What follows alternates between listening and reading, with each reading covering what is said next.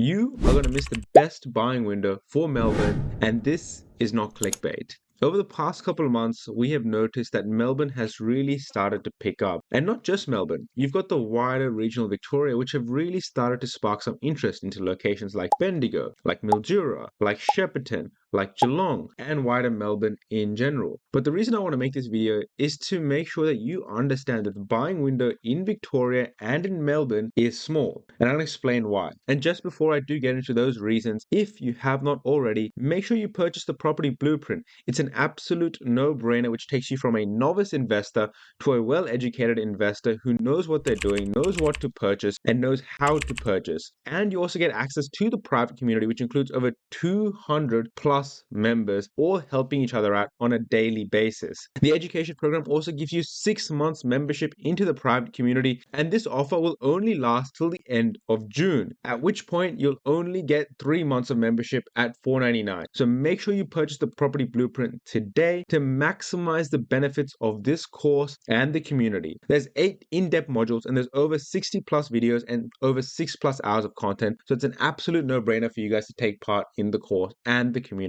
Let's get back into the video. So you may be wondering why I'm saying the buying window is so small, and there's a couple of reasons for that. And just to show you, for example, locations in Carrum Downs have already gone up by 5% in the last quarter. In the last quarter up in North Melbourne, we can see about a 9% change in house prices at Meadow Heights, Coolaroo, for example. In Bendigo, for example, we're seeing about a huge spike in 7% in the past quarter and over 13% in the past 12 months. In Mildura, we're seeing over 27% growth and a quite sharp rise in property prices. And this means that prices are already starting to move across Melbourne and across regional Victoria. But that does raise issues for us because as an investor, it is important for us that we have both capital growth and yields. And there is a reason why I am saying this, because once prices start to increase and we start seeing the quarter changes and the 1-year changes start going up and up, we're going to start to see that rents aren't keeping up. And what that generally means is that the indicative yield or the yield of the property that you will achieve will start to stagnate and also start to compress and get lower and lower as prices start to rise.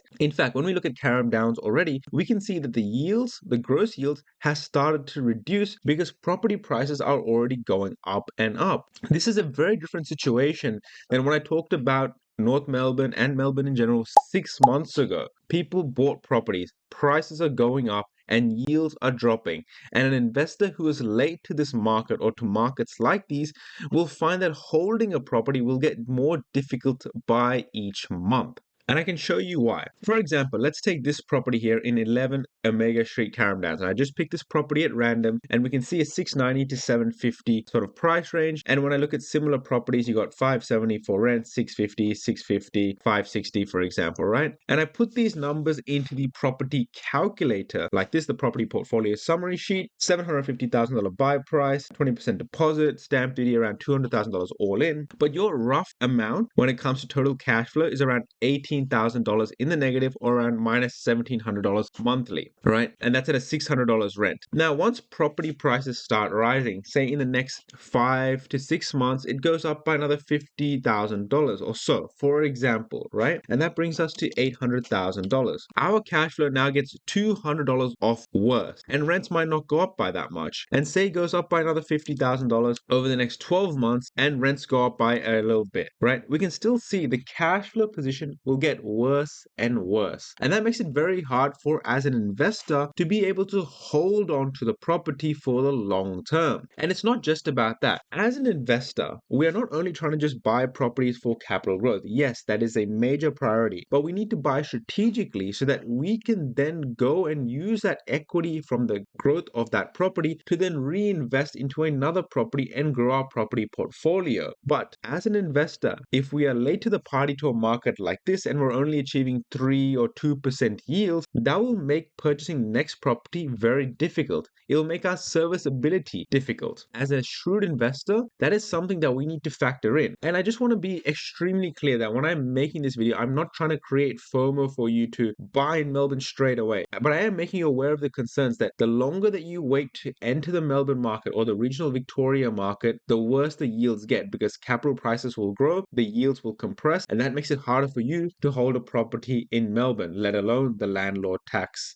and the tighter tenancy laws, for example. But before I do get into that, if you have not already, make sure you jump into the private community. We have over 250 members. That's an incredible amount of people helping each other out on a daily basis. New questions are being asked every single day. If you're lost, confused, unsure what to buy, where to look next, what to consider, then you need to be part of the private community. We have so much templates, links, resources, weekly community calls, and we have over 41 reviews which you can go in and read their experiences, their success stories. And many people have beaten buyers agents, have beaten other investors into securing properties into regional areas across Melbourne, New South Wales, Queensland, WA. We are beating other investors, other BAs. So be part of the private community and you will not regret it. It's an absolute no-brainer at $35 a month. It's the best property education you're ever going to get for such a cheap, affordable price. Now, it may seem like all doom and gloom about Melbourne and that you've missed the best buying opportunity. However,